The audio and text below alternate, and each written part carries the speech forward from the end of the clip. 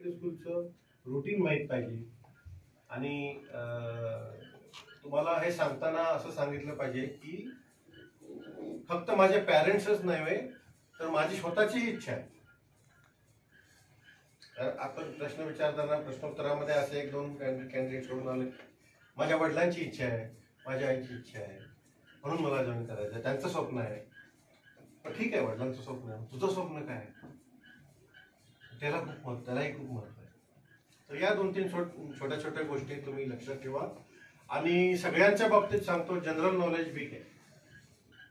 साध्या गोष्टी, प्रश्नांची उत्तरं, खास करून तुम्ही ज्या भागात आला, कोणी लातूरहून आलाय, कोणी नागपूरहून आलाय, तर त्या भागातल्या संबंधित प्रश्न विचारले तरी आपल्याला उत्तर जर देता येत असेल तर मग कुठेतरी आपलं जनरल नॉलेज कमी पडतंय. म्हणून आपण ज्या भागात राहतो, आपल्या आसपास काय चाललंय, आपल्या राज्य पातळीवर काय चाललंय, देश पातळीवर काय चाललंय, हे थोडंफार माहीत असावं. डिटेलमध्ये नव्हे, आपल्या ऐतिहासिक महत्व काय आहे आपल्या भागाचं, थोडीशी भौगोलिक माहिती, शहरांची नावं, नद्यांची नावं, अशी माहिती हवी. मोठे लीडर्स जे आपले होऊन गेले त्यांची नावं हे. आणि करंट अफेअर्समध्ये आता वेगवेगळ्या अपॉइंटमेंट्सवर कोण आहे. तर कोणी म्हणतं की मला आर्मीमध्ये ऑफिसर व्हायचं आहे, मग चीफ ऑफ आर्मी स्टाफचं नाव माहीत नाही त्याला. मग कोणी म्हणतं की मला एअरफोर्स जॉईन करायचं आहे, मग एअरफोर्समध्ये 2 विमानांची नावं सांगतात, त्याला ते माहिती नाही. पण तुमची क्युरिओसिटी हवी ना, तुम्हाला एअरफोर्स जॉईन करायचं तर तुमची स्वतःची क्युरिओसिटी आहे, तुम्ही काय माहीत करून घेतलं. तर म्हणून जनरल नॉलेज हा सगळ्यांचाच एक वीक पॉईंट आहे. बाकी तुमची तयारी खूप चांगली आहे, कॉन्फिडन्स सगळ्यांचा चांगला आहे, भाषा, language, English speaking is good enough to get you through. बाकी या गोष्टी तुम्ही लक्षात ठेवा. And I hope you all the best and all the success. पॅरेंट्सला माझ्या शुभेच्छा.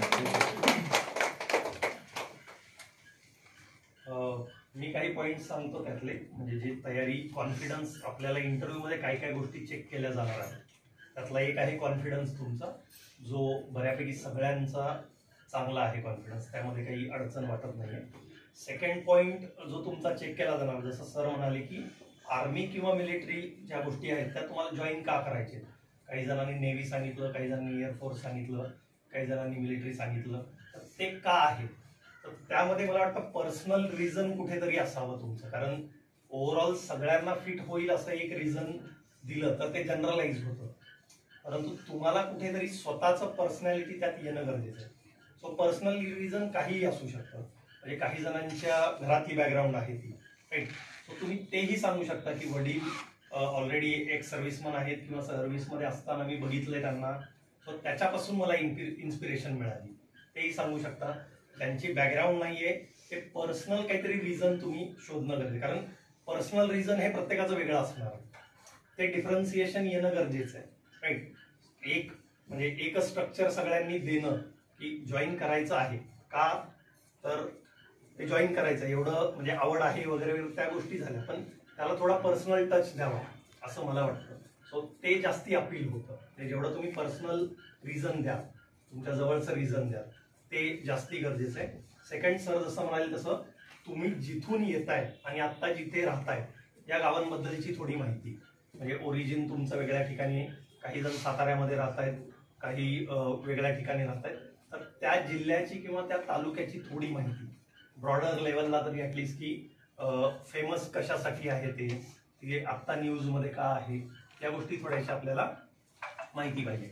आणि जी पोस्ट किंवा ज्या गोष्टी आपल्याला जॉईन करायचे त्याची थोडीशी माहिती, म्हणजे त्यातले स्ट्रक्चर कसे आहेत, राईट. तो समजा आर्मी जॉईन करायची तर त्याच्यातली हायरार्की कशी आहे, एअरफोर्स जॉईन करायचं आहे त्यातली हायरार्की कशी आहे, नेव्ही असेल तर मग त्यातली हायरार्की कशी आहे, आणि आत्ता नेव्हीमध्ये कोणकोणत्या गोष्टी चाललेत किंवा कोणकोणते सबमरीन्स वापरले जात आहेत, एअरफोर्समध्ये कोणकोणते एअरक्राफ्ट्स वापरले जात आहेत फेमसवाले जे आहेत, राईट. सो ॲटलिस्ट त्यांची नावं तरी आपल्याला माहिती असणं गरजेचं आहे. आणि जे CDS जे आहे पोस्ट आता एक नवीन आपण क्रिएट केली आहे, चीफ ऑफ डिफेन्स स्टाफ, तर त्या पदावर कोण आहेत, एअर चीफ मार्शल कोण आहेत, राईट. सो हायएस्ट पोस्टवरती ॲटलिस्ट त्यातले कोण कोण लोक आहेत हे आपल्याला माहिती असणं गरजेचं आहे, राईट. अदरवाईज तुमचा कॉन्फिडन्स वगैरे सगळ्या गोष्टी व्यवस्थित आहेत,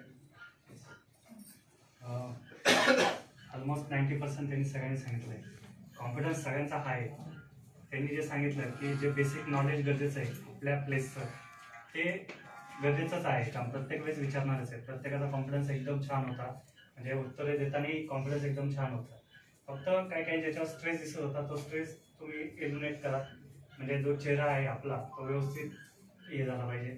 काही काही खूप छान उत्तर देत होते, काही उत्तरं छान देत होती पण ते थोडंफार हे वाटत होतं, मेकॅनिकल वाटत होतं. ते थोडंसं एलिमिनेट केलं तर ते उत्तर चांगलं आहे, पण ते म्हणजे इम्प्रेसिव्ह जो प्रकार म्हणतो तो त्या याने होईल. बाकी एकदम व्यवस्थित कॉन्फिडन्स आहे. बी नॉलेजेबल, ज्या प्लेसचं आहे, ज्या फील्डमध्ये आपण जाणार आहे, आपल्याला काय करायचं आहे, का करायचं आहे हे माहीत असणं गरजेचं आहे. कारण तुम्हाला तोच प्रश्न विचारणार आहे, का करायचं आहे.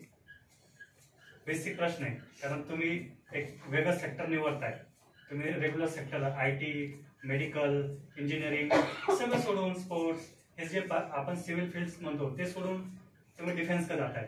म्हणजे आजच्या जमान्यात सोशल मीडिया किंवा ITचा आता जे चालू आहे ते सोडून तुम्ही एक वेगळं सेक्टर निवडताय. तर त्यासाठी तुम्हाला एक प्रश्न येणारच आहे की का, तर त्याचं एक जेन्युइन उत्तर तुमचं प्रत्येकाचं असलं पाहिजे. ते फक्त जेन्युइन तुम्ही हे केलं की तुम्हाला बाकी काही अडचण यायची नाही. बाकी सगळं एकदम बेस्ट आहे तयारीला. सो एंटर केल्यानंतर जेवढे मेंबर्स त्यात आहेत त्यांना इंडिव्हिज्युअली विश करा. राईट, म्हणजे एक तर जनरल विश तुमचं होईल, पण एक इंडिव्हिज्युअल विश करा. आता तिथे लेडी ऑफिसर असतील की नाही माहिती नाही आपल्याला इंटरव्ह्यू पॅनलमध्ये.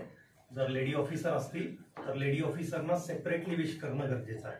राईट, म्हणजे सगळ्यांमध्ये तुम्ही करताय, पण लेडी ऑफिसर असतील तर good morning, good evening, good morning sir, good morning madam आणि good morning all of you sir. किती लोक असतील त्या हिशोबाने.